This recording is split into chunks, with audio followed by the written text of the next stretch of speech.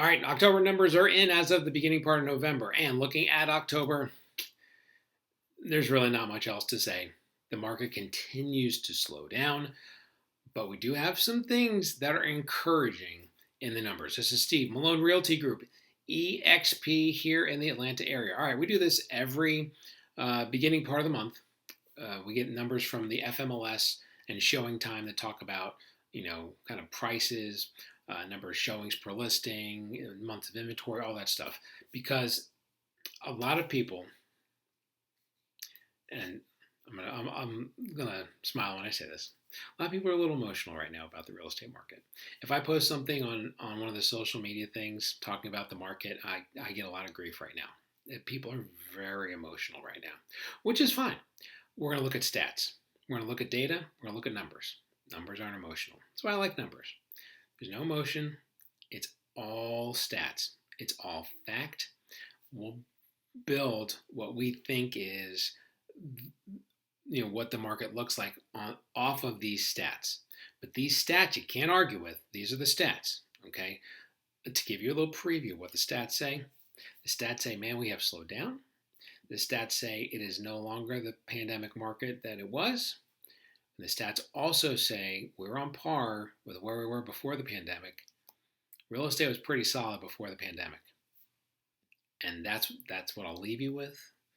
Look at the numbers. We'll come back on the other side and we'll talk more about it. All right, so coming out of October into November, the slide and what's going on real estate wise continues. So we're going to look at some of the markers that we continue to look at every month to kind of show you what's going on, because we can talk about the nuance, we can talk about what everybody's talking about in the news, we talk about, at the end of the day, the stats are going to tell the story, okay? And the stats, numbers don't lie. Stats are showing that the slowdown continues. So let's show what's going on, and then we'll wrap this up by talking about what I think that means going forward.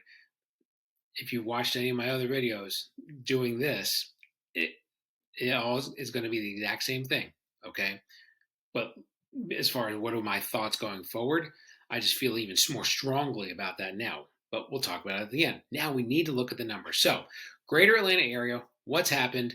We start out looking at sales price. I'm going to hit the average. Average sales price, back in June, we peaked out at like 520 or so. And it's been steadily going down. The average sales price last month is 479 and change, so close to 480. Does that mean home prices have gone down that much? No. That is just the average sale of what has happened in that time period. Last month it was down to 479. Now we can break this down and look at the different price points, like anything at 600,000 or more. This was very interesting when I did this earlier. Anything at $600,000 or more, the prices are actually higher. They're actually higher way back in 2019. Look at that. See, so this really is, it just shows you the average price sold. Don't take this graph to mean anything, but I want to show you how each different price point a little bit different. Anything between 350 and 600, that average price point has definitely gone down a little bit. Anything 200 to 350, it actually has come up a little bit as of last month, and anything that's 199 or less has come up a little bit too. So it's different in all the different price ranges. But let's look at all the price ranges. What is interesting is, to me, looking at this, we topped out at 520 back in June.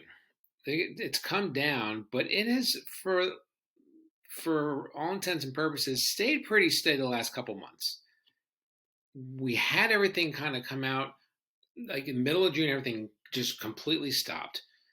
That affected all closings through the middle to late part of July.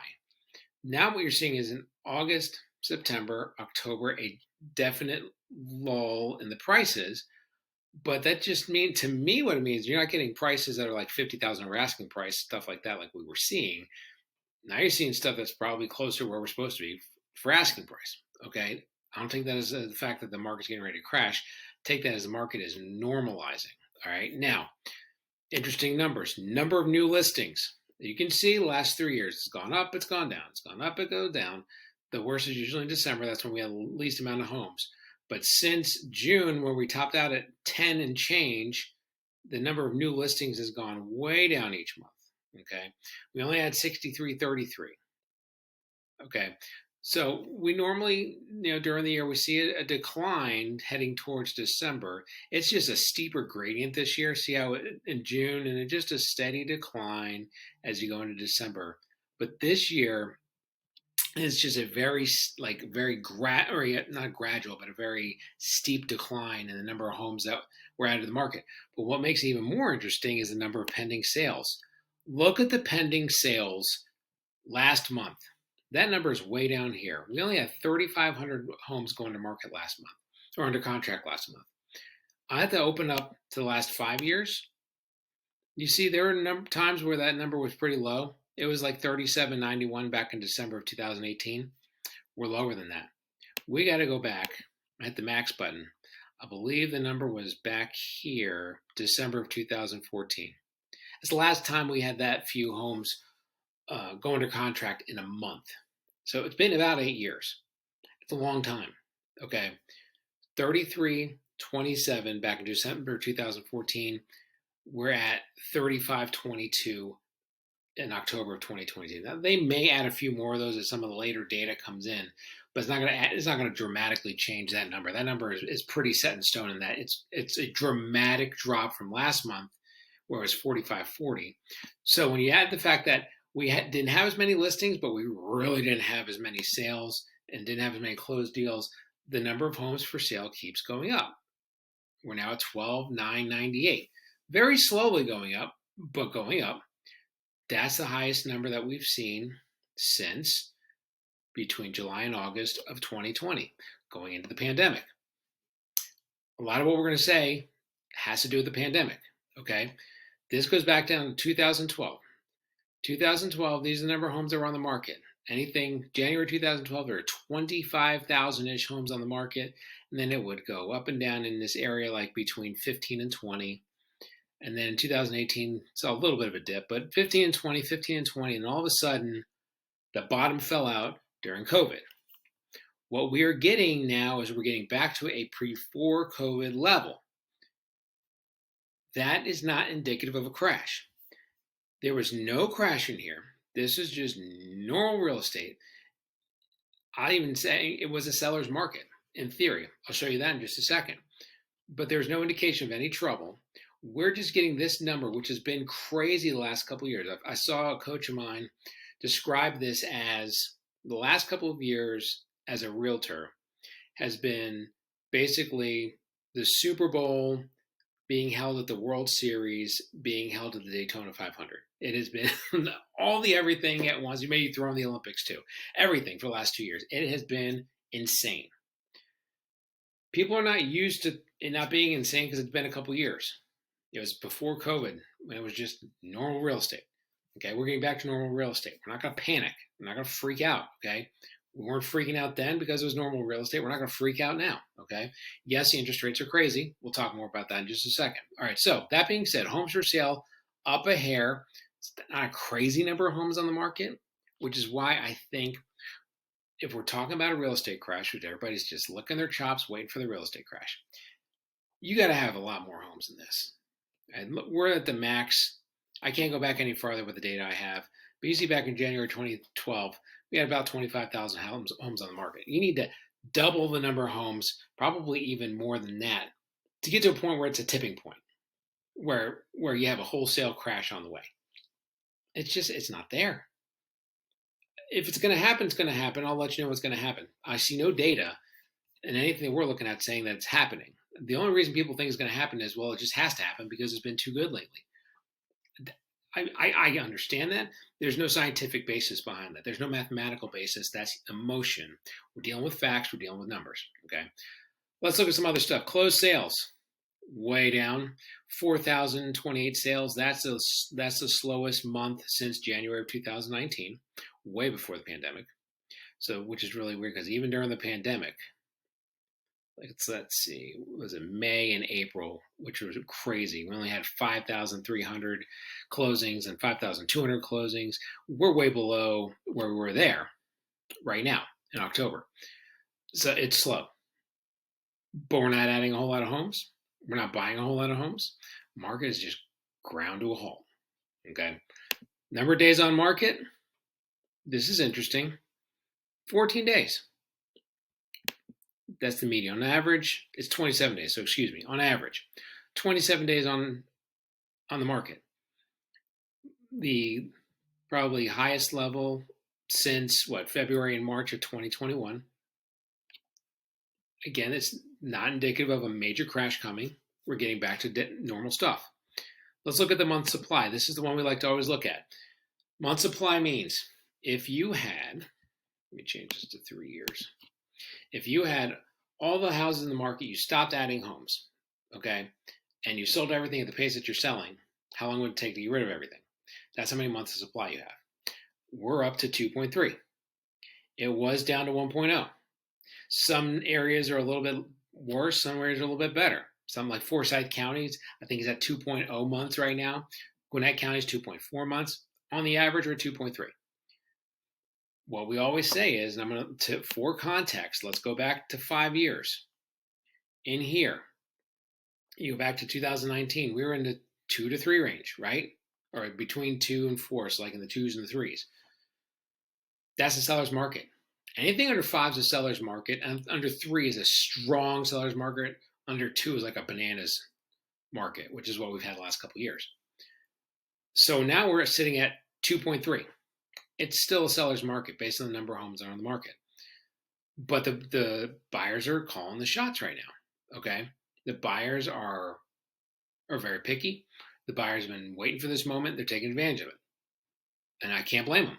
I mean, this is their opportunity to get a deal. But sellers are also not giving their houses away because they realize that it's not crashing, it's just slowing. And if they don't have to move, they are not selling their houses. So we're in that impasse stage right now. And a lot of that has to do with the interest rates being where they are. But month supply up to 2.3, again, highest that we've seen since June of 2020, just after the pandemic started. Then we look at percentage of list price. On average, it's gone down to 98.6. It was way up at 103.4 earlier this year, only 6 months ago. Now we're at 98.6. Is that panic time? No, because if you go back to before the pandemic, March of 2020, it was 98.4. February 2020, 98.1. We're sitting at 98.6. And you can see it's kind of leveling out a little bit. We're not going to freak out. That's normal, okay? When we see things that are normal, we don't freak out, okay? Percentage of original price, same deal. Those were homes that were on the market, came back on, same deal, 96.6. We got to go all the way back to March of 2020, February 2020, okay? Price per square foot, down a hair. It was up to about, what, $200 per square foot. Now it's $187. So you're talking about a drop of like 5%-ish, okay? Let's see, dollar volume of sales. Obviously, we continue to go down, only about $2 billion worth of sales. These are a couple of interesting numbers too. Shows to pending. Okay, so these are the number of times a house has to get shown before it goes under contract. Okay, we're at 11 last month. During the peak of craziness, when we were at Crazy Town, USA, it was 21.0 back in March. Okay, because we didn't have a whole lot of homes and everybody's looking at every single house on the market. Now that we're here, it's a twofold reason why the number is at 11. It's half the number because we have fewer buyers and we have more homes, okay? So when we look at shows per listing, on average, it's 5.9. So basically 6 people go look at every listing. That's the average. I'll say it again. If it's a listing on the market, 6 people go see it. Interesting thought. So shows to pending, okay? The average shows to pending is 15.8, 16. It takes 16 showings to get a house under contract. The average listing is at 6. What does that mean? It means there's a whole lot of stuff not moving right now. It's a big change from where we were just a couple months ago, whereas everything was moving. Now, again, the buyers are being very, very, very, very picky, okay? So, and worth noting that 5.9 per listing, if we were just going to look at the last year, that's way low. Last 3 years, though, it's like, oh, wait a minute. If I go back, way back to, I wonder when I'm going to look at. May of 2020, 7. April of 2020 was 4. Now 4, and I remember April of 2020, we weren't doing anything. We were all enjoying the insides of our houses back during the beginning of COVID. What a crazy time in the world. March of 2020, 5.8. February 2020, 6.8. 6.2 in January. Okay, and again, right now we're at 5.9. We go back to, and I will open it up to 5 years just for context. We'll go back to where we've been. Okay, for all these years where it was a seller's market, all these numbers are right on par with the seller's market. There's not a lot of homes on the market. Okay, it's a seller's market. But I say that to say right now the buyers are in control. The buyers are being very picky, and the sellers are not giving up. So we're at that impasse right now. The buyers think that it's a much crazier market than it is. Sellers think it's a completely different market than what it is. Right? It's in the middle. Okay, so there are the numbers. What does it mean? All right, so let's break down what it does mean. All right, for buyers, for sellers, I'm going to give you an overview of the whole thing. And I'm really not going to try and get on my soapbox, okay? Because to be honest with you, I've tried to record this a couple times and I got real soapboxy, okay? And I don't want to do that because I don't want to be pissy realtor. I want to just be straightforward realtor. So what does it mean? If you're buying a house, right now you have a great opportunity to buy a house, okay? I know a lot of people are going to push back on me for saying it. I don't care because you're wrong. It's a great opportunity to buy a house. If you want to lay out why you think it's a terrible opportunity to buy a house, tell me why. If getting a house at or below asking price, getting an appraisal, getting an inspection, maybe getting some things fixed after the inspection, or otherwise getting some concessions. Maybe you can get the seller to pay for the 2-1 buy down on the house. You have twice as much inventory here in Atlanta than you did just 6 months ago. And you're in a market where home prices are going to continue to climb because we don't have enough homes on the market to justify a crash. Okay, so you get an asset that's going to go up in value. You get to have it thoroughly vetted. You get it at a decent price. All that stuff. Yes, the interest rates stink. You can handle interest rates down the road, or the interest rates will keep going up, and then you're just going to be sitting on the sidelines forever because you didn't buy a house because you're worried about the interest rate. Or you get a house right now. If you can't afford the house, don't get the house. Okay, so don't yell at me about that. Okay, if you can't afford the house, don't buy the house. But if you're not getting the house because you're afraid because you think the market's getting ready to crash, you're wrong. Okay, market's not getting ready to crash. It's a great opportunity to buy a house for all those reasons I just said. Okay, selling a house, it's still technically a seller's market. Buyers are calling the shots though, so it's kind of buyer's market-ish. But it's a seller's market because there's just not a lot of homes on the market. There's not a lot of competition. If your house looks the part and is priced right, the house will go. It'll take a little bit longer. You're not going to have 75 offers. But if it's priced right and looks the part, it can get sold. And it can get sold before the end of the year, okay? It may take a couple extra minutes, but it can get sold by the end of the year. Do I think there's going to be a widespread crash in the market? Again, no. Do I think we're going to have more homes on the market come springtime? Yes. I think March and April, I think we get more homes on the market. Maybe getting close to 3 months of inventory, okay? Which again is a seller's market. It's just not a crazy seller's market. It's a seller's market, okay? You have opportunity if you're selling. It's not the opportunity that people had 6 months ago. If you didn't hit it 6 months ago, I apologize. I didn't either. I didn't sell anything, okay? But our houses went up in value. Enjoy it. But that, God willing, will never happen again. So you got to deal with the hand that we're dealt right now. The hand that we're dealt right now is you look at where you are right now, look at where you were 2 months ago, and you tell me, or 2 years ago, I should say, you tell me if it's a good time to sell your house. Because it's gone up 20% each of the last couple of years, like around 20%. Some spots even more than that. So you tell me, is this a good time to sell? Do you have equity in the house? Okay. The answer is yes. We got to be smart about it. Got to know what we're doing about it, but it's still a good time to sell. So buyer's a good time to buy, seller's a good time to sell.